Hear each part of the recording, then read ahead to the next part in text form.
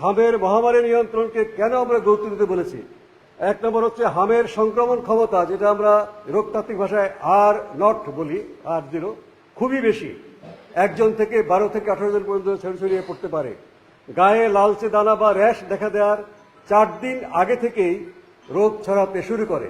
কাজে একজন জ্বরের রোগীকে আইসোলেশনে নেওয়া হয় ঘরে কিংবা হাসপাতালে নেওয়াটা খুবই গুরুত্বপূর্ণ। হাসপাতাল মানে সেকেন্ডারি হাসপাতাল, টারশিয়ারি হাসপাতালে নেওয়ার প্রয়োজন নাই। একটি শিশুর মাধ্যমে পুরো কমিউনিটি আক্রান্ত হতে পারে। জটিলতা হতে পারে নিউমোনিয়া, ভিটামিন এর অভাবে অন্ধত্ব। রাতকানা রোগ কিন্তু বাংলাদেশে নেই, এখন দেখা যাবে যে এরপরে আমরা রাতকানা শিশুও পাচ্ছি। অন্ধত্ব, মস্তিষ্কের প্রদাহ এবং মৃত্যু। হাম হলে শিশুর শরীরে গড়ে ওঠা আগের যে প্রতিরোধ ক্ষমতা থাকে সেটাও কিন্তু কমে যায়, যাকে আমরা বলি যে ইমিউনিটি চুরি করা।